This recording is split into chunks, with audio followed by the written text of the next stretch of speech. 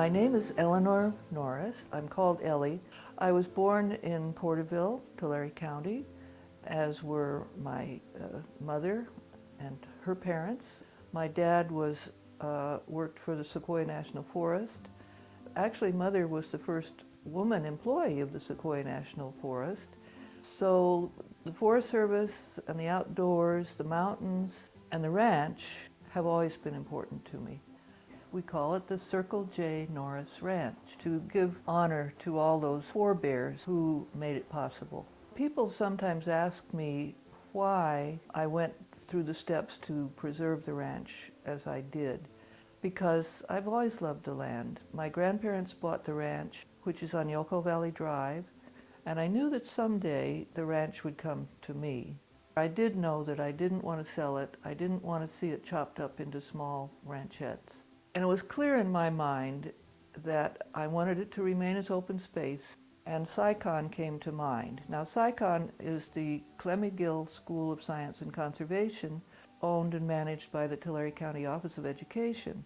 They have a wonderful program which brings every sixth grade in the Tulare County to their campus for a week's stay of education in the outdoors.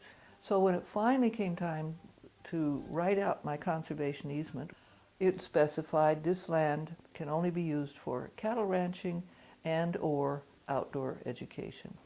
I sold the ranch to the County Office of Education, knowing that they will continue to use it just as it is today. It's 620 acres, rolling oak woodland in the foothills of Tulare County, east of Porterville, and looking right up at the Sierra Nevada, a place where kids can come up and just experience being in the open, where many of them have never been. Many of the kids who come from Porterville, 25 miles away, have never been to the foothills. They want to know all about it. They have a headquarters place where the school buses come to bring the children. It's a lovely place overlooking the pond. So that's the first thing that kids see when they come up here and get out of the bus. And they see that pond and the foothills and the oaks and the whole place.